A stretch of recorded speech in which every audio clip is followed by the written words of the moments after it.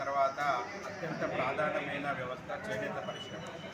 ఈ చేనేత పరిశ్రమ అనేది కుటీర పరిశ్రమ. వరంగల్ జిల్లా లోపల చేనేత పరిశ్రమ మీద చాలామంది కార్మికులు ఆధారపడి బతుకుతున్నారు.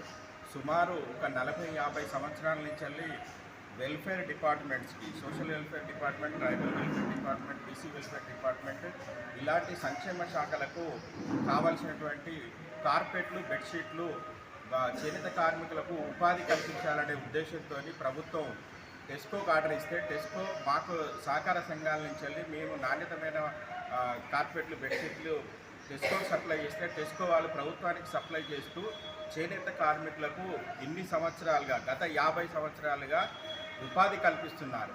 ఉపాధి కల్పించాలనే ఒక కృతనిశ్చయంతో ఏ ప్రభుత్వం వచ్చినా కూడా ఈ రకంగా ఇదే వ్యవస్థను కొనసాగిస్తున్నారు.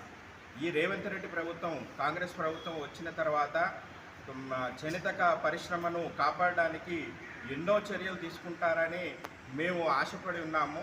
కానీ దానికి భిన్నంగా ఈరోజు చేనేత పరిశ్రమ నుంచి వెళ్ళి సంక్షేమ శాఖలకు అవసరం ఉన్నటువంటి బెడ్డింగ్ మెటీరియల్ మొత్తం జీవో నంబర్ 1/11/3/2024 ప్రకారం చేనేత సహకార సంఘాల నుంచి వెళ్ళి టెస్కో ద్వారానే కొనాలని జీవో ఇచ్చినప్పటికీ ఆ జీవోని పక్కకు పెట్టి ఈరోజు టెండర్ విధానం ద్వారా, ఏకీకృత టెండర్ విధానం ద్వారా 22 రకాల వస్తువులను కొనుగోలు చేయాలని ప్రభుత్వం నిర్ణయించింది. కానీ దీని వలన వరంగల్ జిల్లా లోపల, మన కరీంనగర్ జిల్లా లోపల, యావత్ తెలంగాణ లోపల సుమారు 50,000 మంది, 60,000 మందికి ఉపాధి కోల్పోయి రోడ్డున పడే పరిస్థితి ఉన్నది. వాళ్ళ జీవనాధారం లేకుండా పోతుంది. దీనివల్ల చేనేత కార్మికులు ఆత్మహత్యలు జరిగే పరిస్థితి ఉన్నది. కాబట్టి ఈ టెండర్ విధానాన్ని రద్దు చేసి వెంటనే వీళ్ళందరికీ ఉపాధి కల్పించాలని కోరుతున్నాం. మరియు ఈ టెండర్ విధానం వెనకాల ఆల్రెడీ టెండర్ ఇంకా బయటికి రానేలేదు. నారా చంద్రబాబు నాయుడు పక్క రాష్ట్రం అటువంటి ముఖ్యమంత్రి అనుచరుడు కడప సీను అనే అతను ఈ విద్యార్థులకు సంబంధించిన యూనిఫామ్లు కుట్టిస్తున్నాడు. అటువంటి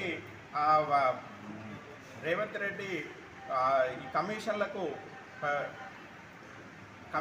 ఆశపడి ఇదంతా చేస్తున్నట్టుగా మాకు అర్థమవుతుంది.